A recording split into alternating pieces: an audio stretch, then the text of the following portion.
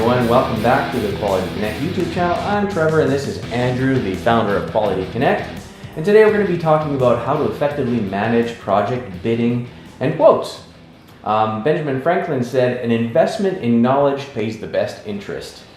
And just for your information, the hashtag key on your keyboard is actually called an octotroph. So fun fact there. Yeah. I don't know what that has to do with anything we're talking about, but I thought it was interesting to throw it in there. Yeah, we couldn't find any interesting statistics, so let's go with that one.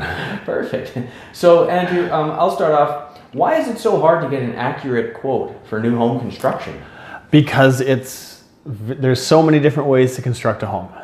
There isn't one set way to do a project. So there's with all the different variations in construction, it costs different amounts to do different aspects of construction for the same reason that you can't say, how much does it cost to buy a car? Right. There's so many different cars. $50,000 is overpaying for one and a great deal on another. So you need to have details to get an accurate quote. Awesome. What are the main items that you should look at when comparing quotes? I don't know who said it, but comparing apples to apples. You should make sure that everyone is bidding on with the same parameters, the same specs.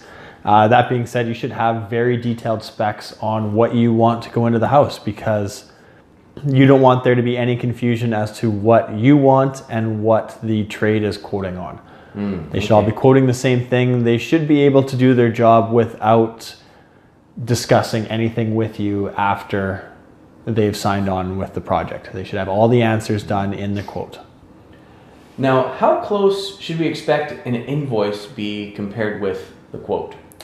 If you have a very good set of specs and you've got a very good detail towards what you want in your project, they should be exact on most trades. Certain trades you're going to have differences. Flooring is flooring. You shouldn't have any changes in that. If they've got a quote that they signed off on, square footage, unless the square footage of your house changes or the parameters of where you're putting the flooring, that should be bang on. Framing cost is framing cost. Unless you change what you're putting into the house, it shouldn't change. Roofing is roofing.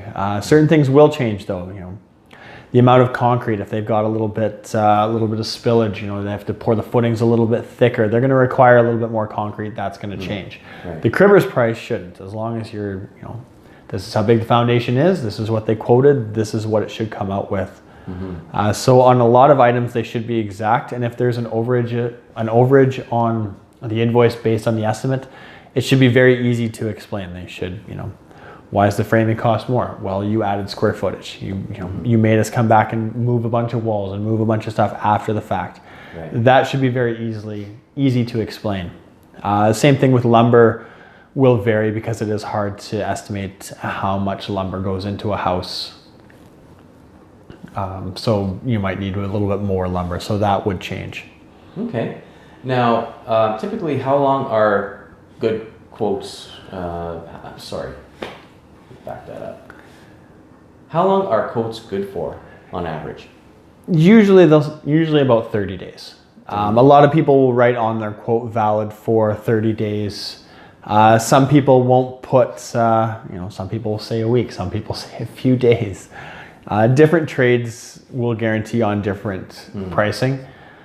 Some will just say market value. Some lumber companies will say this is what we're pricing it out at, but the price may change based on the day you get it delivered. So if lumber prices go up, lumber prices go down, you can get a quote on Friday, and if lumber prices go up on Tuesday, when your lumber is getting delivered, you're going to get a different price. Right. Wow. Good things to know. Yeah. So when should I send out quotes for the next stage of my build? I think you should, using Quality Connect, you can get it all quoted at the same time. So I believe you should get everything quoted at the start. Okay. I know certain quotes are only good for 30 days, but the wonderful thing with having an existing quote for something that goes on 3 or 4 months down the road is you don't need to go through the task of explaining to that trade what you want. You can call them up and say, hey, look, this is what I want. This is what you quoted me 3 months ago. We want to go with you. We want to go ahead. Has anything changed in pricing? And it's very easy. They can go through, they have all your details, they know exactly what you want, what they quoted. They can say, yes, this is exactly, or, the price dropped, good for you, or, the price has gone up, this is what it is. Right. So I believe you should get it all quoted at the start, and then, mostly so that you're building on budget. And then, yes, get your quotes done, closer to the day. Nice. All at the same time. Exactly.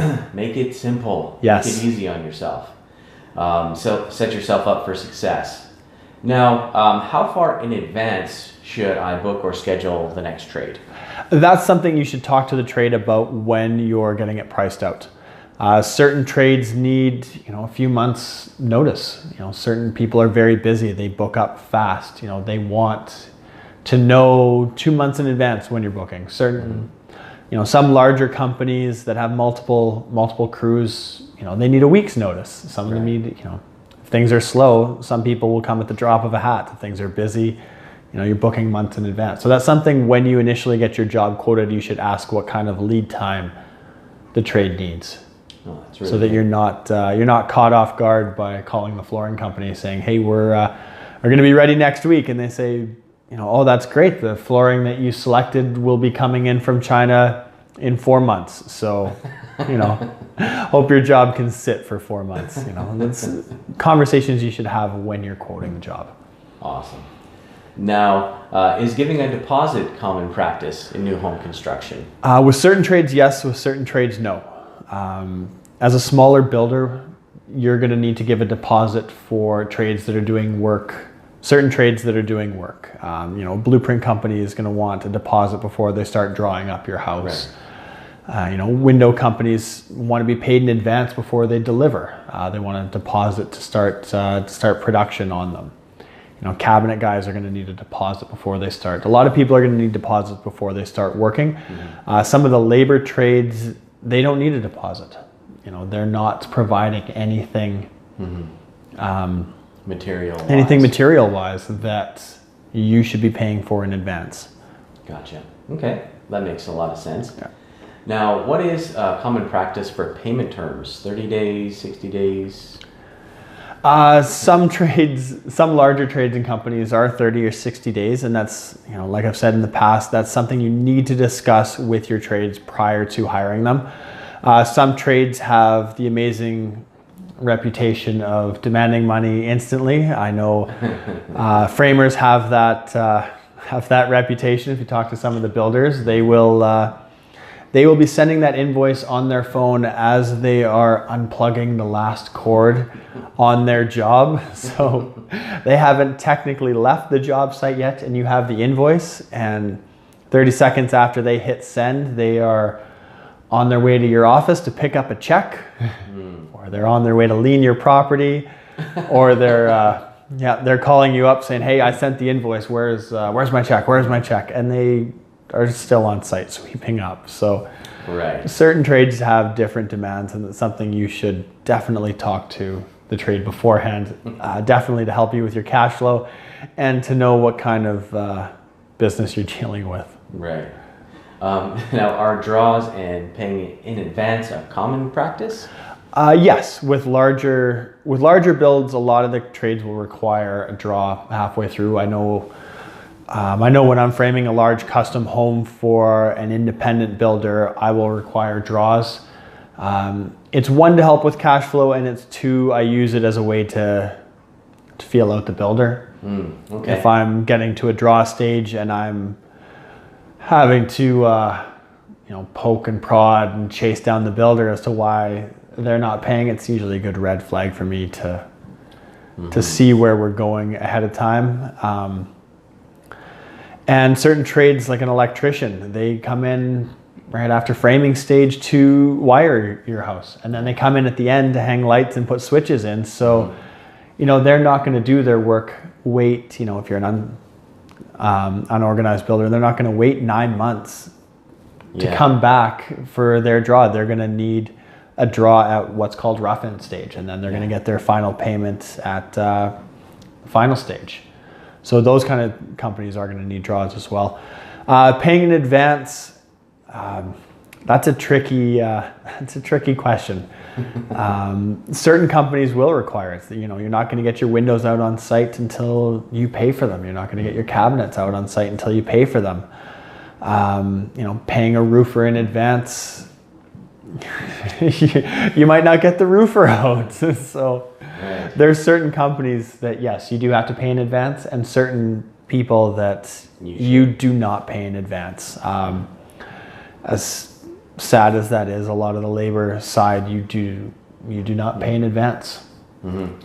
But that's where Quality Connect comes in and helps with that, because the trades are fully vetted. Yes. And that part of it's kind of sniffed out already. Yes, we try and weed out that as best we can before we get the trades on the site, so that you aren't required to do that. And you know what? A lot of good companies, like a reputable company, isn't going to ask for that.